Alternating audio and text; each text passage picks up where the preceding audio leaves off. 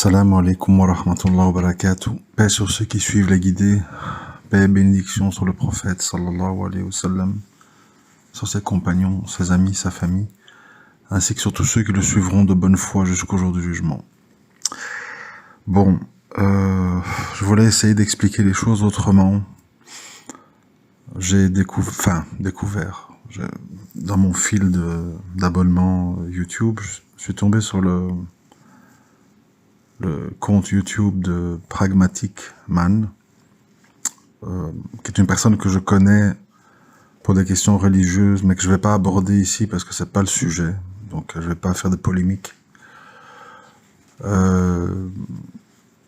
Donc en gros, il parle énormément dans cette chaîne du féminisme, des femmes, des chutes des naissances, des divorces, de comment les hommes doivent se reconstruire, enfin, etc. C'est intéressant, hein. Beaucoup de choses vraies sont dites. La question donc n'est pas de dire c'est pas vrai. Bon, la question c'est que je voudrais expliquer ce qu'il dit, mais sous un autre angle. Alors, vous savez, aujourd'hui, il y a plein, c'est à la mode, hein. Il y a plein de comptes YouTube, TikTok et autres, un peu red pill, un peu mise en garde pour les hommes, contre les femmes toxiques, narcissiques et compagnie. Et en fait, mon expérience m'oblige à présenter les choses un petit peu différemment. Sur le fond, tous ces constats sont plus ou moins exacts. Je ne le nie pas. Il y a un vrai problème qui est multifactoriel, qui est causé par de multiples choses. L'éducation, l'argent, les allocations, les médias, les séries, les influenceurs, enfin plein de raisons.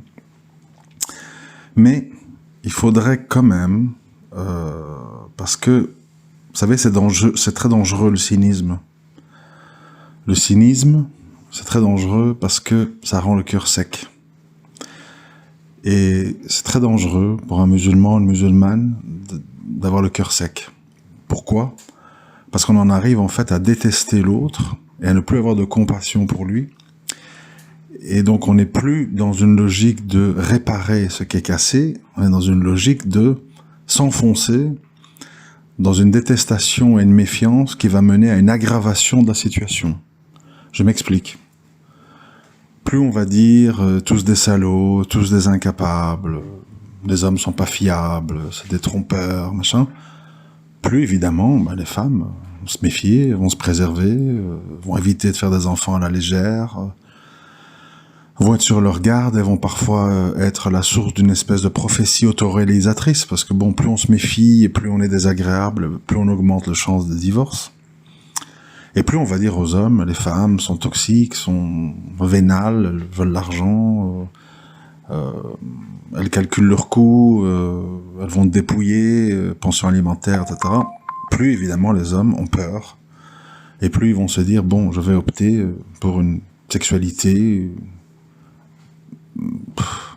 si nécessaire dans le haram, parce qu'au moins je veux pas y perdre des plumes, et dans l'au-delà, où le jour du jugement j'aurai une excuse, je dirais que bon, j'ai vécu à une époque où un homme pouvait être détruit par une femme, donc j'ai pas eu le choix. Je caricature, je résume pour gagner du temps, hein.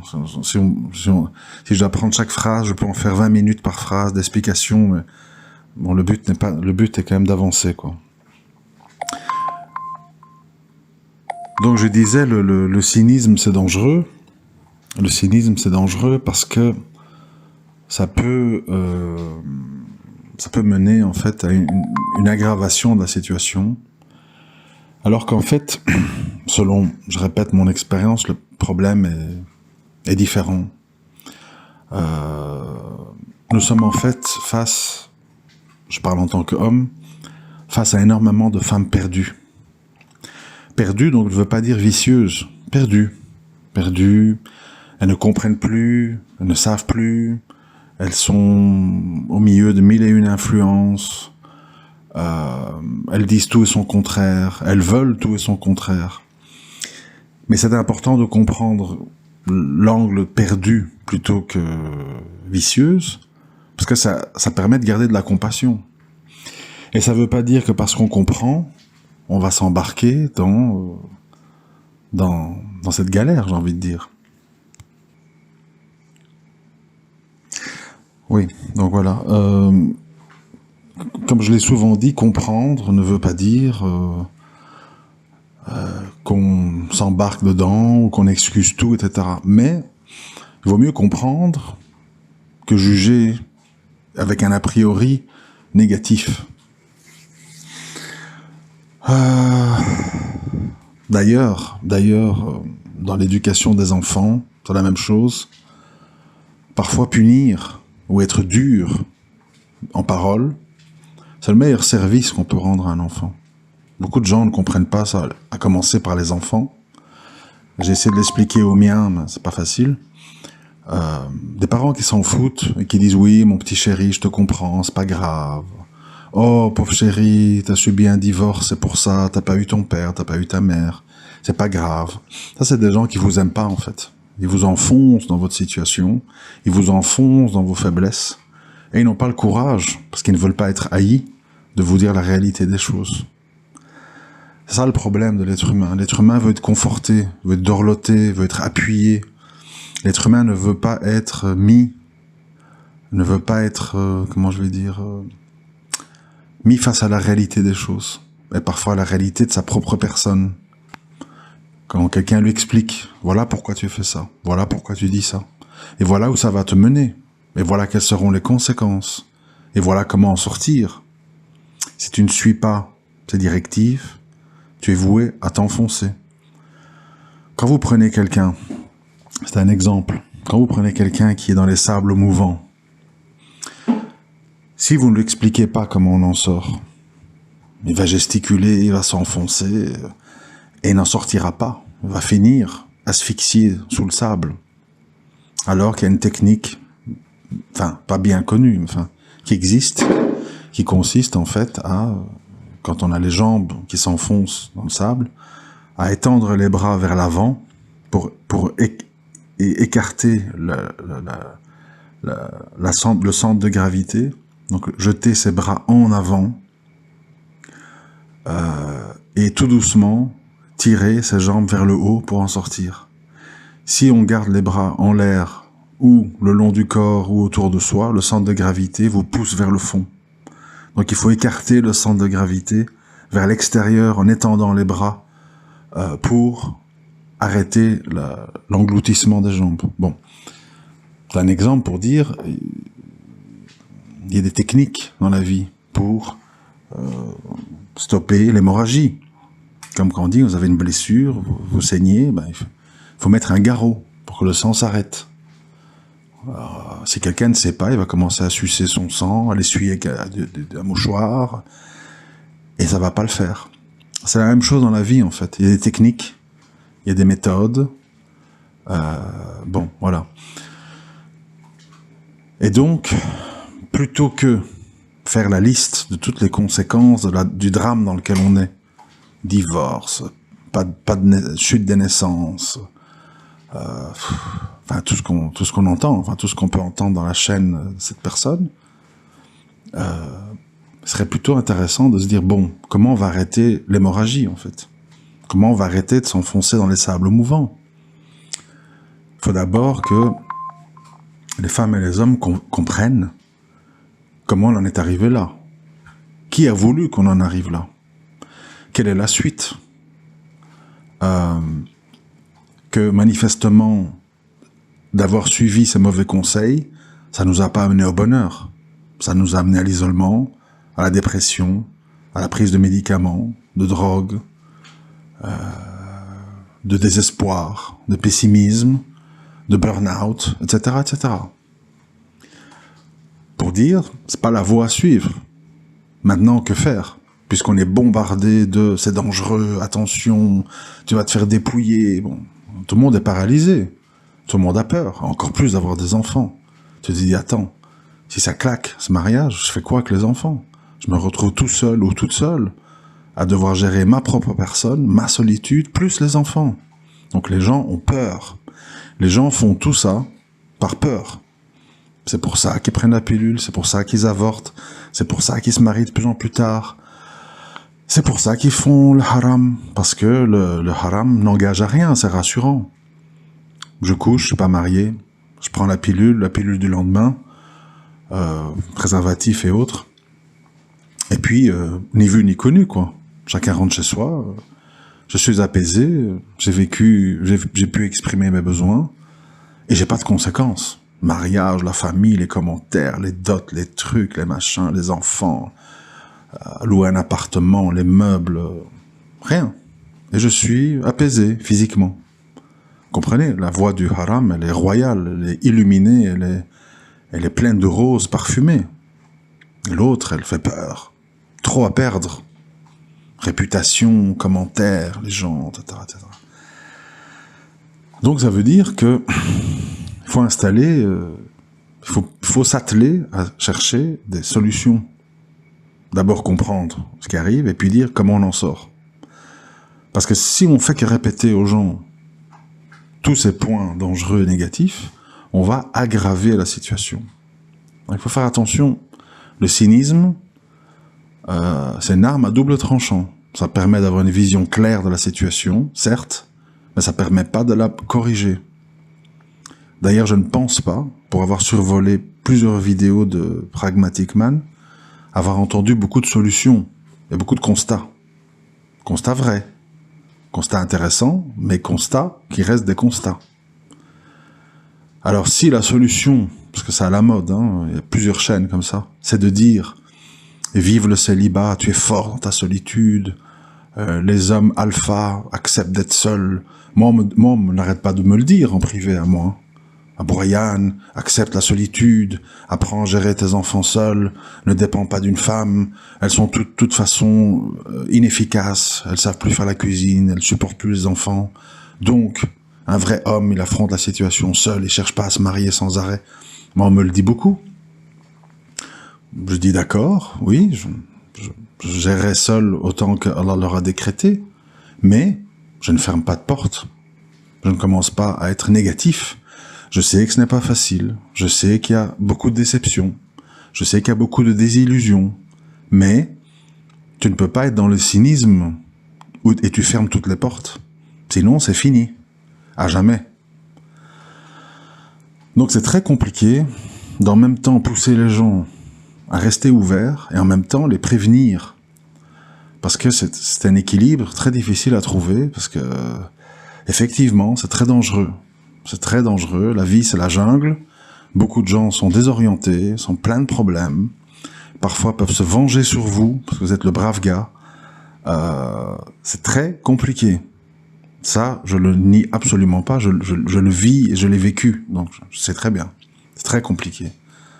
Mais la vie continue. Et on n'est pas ici pour éviter de prendre des coups. On prend des coups, on se relève, et le combat continue. J'en ai parlé la vidéo précédente. Donc il faut être sur ses gardes, il faut être méfiant, mais il faut être ouvert aux portes qu'Allah pourrait ouvrir. Elles sont rares, elles se méritent, mais elles existent. Parce que si elles n'existent plus du tout, j'ai envie de vous dire, on peut tous prendre des cachets et se suicider. Parce qu'honnêtement, si on est ici pour être tout seul, ne plus faire d'enfants, et à s'asseoir devant des séries, à bouffer des chips, je sais pas si c'est très intéressant. Franchement. Je n'ai pas dit que c'est la seule raison de vivre, mais c'est quand même un aspect quand même très important.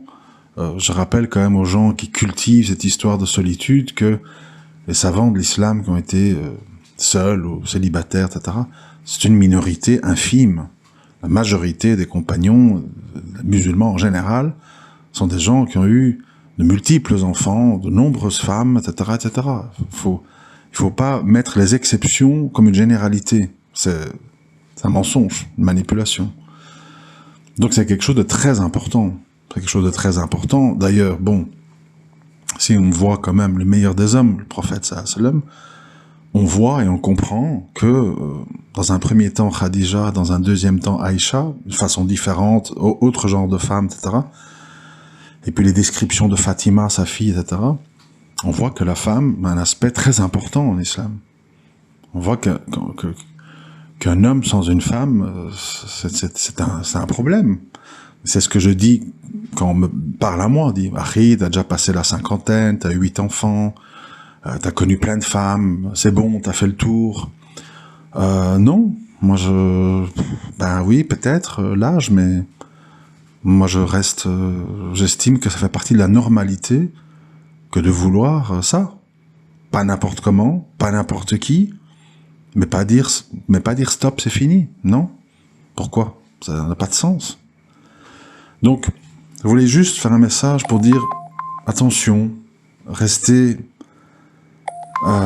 pragmatique, mais croyant, c'est-à-dire avec de l'espoir, et avoir aussi, j'insiste, même si on les épouse pas, de la miséricorde pour beaucoup de femmes qui font tout et n'importe quoi, parce qu'en fait, elles sont souvent, presque toujours, mais bon, je dis souvent pour pas exagérer, c'est souvent en fait des gens perdus.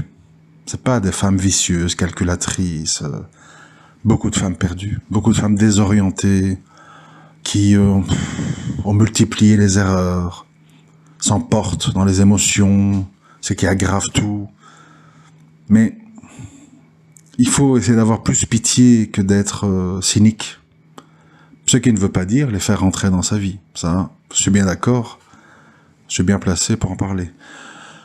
Mais garder une certaine rahma, continuer à demander à Allah qu'il les guide, qu'il les guérisse, qu'il les stabilise, et les aider, parce que souvent, les gens oublient, hein, on peut aider des gens en détresse sans les épouser, d'une façon ou d'une autre. Argent, course, je sais pas quoi, assistance. Donc, mais pour ça, il faut garder de la rahma. Si on est cynique et on dit c'est des méchantes, c'est des folles, c'est des vicieuses, c'est des femmes intéressées qui aiment l'argent, bah à ce moment-là, on n'a plus envie d'aider personne, même pas avec 50 cents. Donc bon, essayez un petit peu de méditer là-dessus et de garder un équilibre. Je sais que c'est pas facile, on est dans une époque blanc-noir. Le gris est très compliqué, ça satisfait personne. Mais bon, pas oublier qu'on est des croyants, on est des musulmans, donc on n'est pas comme ça juste des red pills enragés qui veulent jeter toutes les femmes au fond des abysses. D'ailleurs, l'islam, si on l'a bien compris, Allah il nous prévient. Les femmes peuvent être une tentation pour vous, voire un ennemi. Quand Dajjal va sortir, il sera entouré de beaucoup de femmes qui vont le rejoindre. Enchaînez vos sœurs, vos mères, vos cousines, vos épouses, parce qu'elles risquent de vouloir le rejoindre. On est prévenu en fait de tout ça. On est prévenu. Mais on n'a jamais dit, ne vous mariez pas, les femmes sont mauvaises, ne faites plus d'enfants. Elles font souffrir. Elles sont fragiles. Elles sont influençables. Elles sont lunatiques. C'est comme ça. On est sur la terre des épreuves. On n'est pas au paradis. Ce ne sont pas des houris. C'est simple à comprendre, mais on l'oublie trop souvent. Assalamu alaikum wa rahmatullahi wa barakatuh.